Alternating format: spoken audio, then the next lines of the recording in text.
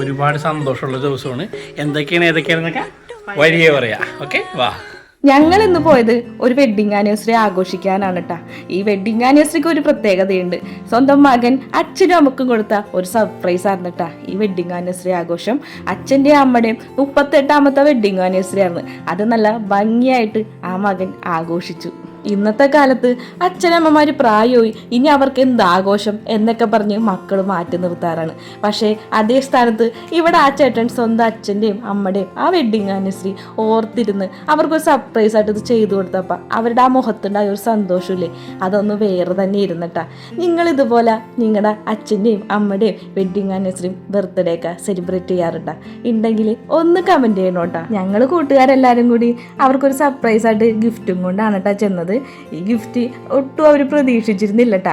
അച്ഛനും അമ്മക്കും ഇഷ്ടപ്പെട്ട കളർ തന്നെയായിരുന്നു ഞങ്ങൾ സെലക്ട് ചെയ്തുകൊണ്ടും പോയത്. അമ്മക്കൊരു സാരിയും അതേ മാച്ചിന് തന്നെ അച്ഛനൊരു ഷർട്ടും ആണ് കേട്ടാ ഞങ്ങൾ കൊണ്ടുപോയത്. ഗിഫ്റ്റ് കണ്ടപ്പോഴത്തേക്കും അച്ഛനും അമ്മക്കും ഒരുപാട് സന്തോഷം കേട്ടാ. അമ്മയുടെ ആ കണ്ണുകൾ നിറഞ്ഞ് ഇത് കണ്ടപ്പോൾ ഞങ്ങൾക്ക് ഒത്തിരി സന്തോഷമായി.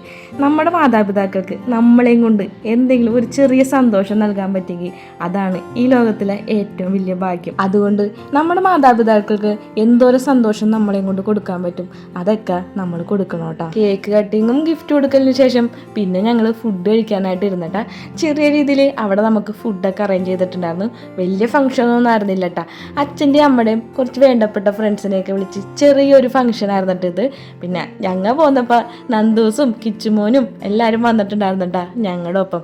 അവരും ഇതുപോലത്തെ ആഘോഷങ്ങളൊക്കെ കണ്ടുപഠിക്കട്ടെ. അപ്പോൾ ഇത്രേ ഉള്ളൂ ഞങ്ങളുടെ ഈ കുഞ്ഞു വീഡിയോ. അപ്പം ഇനി പുതിയ വീഡിയോ ആയിട്ട് നാളെ കാണാം. അതുവരേക്കും ടാറ്റാ.